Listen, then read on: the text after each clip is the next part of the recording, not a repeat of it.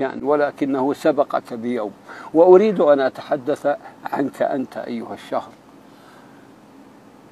يقال أنه في رمضان يصفد الشيطان، قال صدقت، وذلك في زمن النبي والسلف الصالح وحتى الآن. قلت له بلسان الخليج: لا يا رمضان، خبرك عتيج، لقد تغير كل شيء، أصبح الإعلام في رمضان ينشق عن شيطان يا رمضان. قال لي: صح، أتحكم بما لا تعلم؟ ألديك دليل من الرسول أو من القرآن أو من أثرة العلم، أم تجادل بغير علم ولا هدى ولا كتاب منير؟ قلت له: أحسنت، أريد أن أتحدث عن العلم وأثرة العلم، فأنا أعرف الإعلام أكثر منك، فأنت لا تأتي إلا في العام مرة، أما أنا في الإعلام طوال العام. لذلك سأتحدث لك عن هذا الإعلام.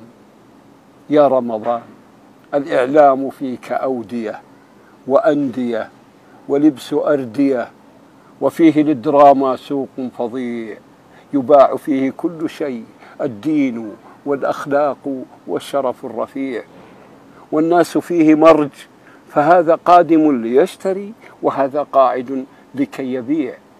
لبست بردة النبي، دخلته على استحياء من ساءة القرآن والتسبيح والترجيع، فأجاءني تجاره من كل صوب، الداعية والداهية، كاتبهم صحفيهم حتى المذيع، يساومونني في بردة النبي.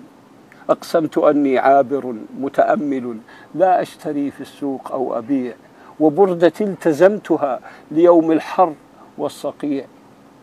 يستهزئون: أبردة ونحن في الربيع؟ فأجيبهم: أي ربيع إن لم يكن نظارة خضراء يلبسها الجميع كي يروا الهشيم برسيما والتبن كالربيع. انصرفوا يتفكهون: ماذا يقول ذلك المجنون؟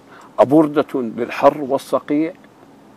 يستهزئون بالجلباب وخلفهم يوم الحساب، فبعضهم لجهله وبعضهم لعلمه وبعضهم نفاق.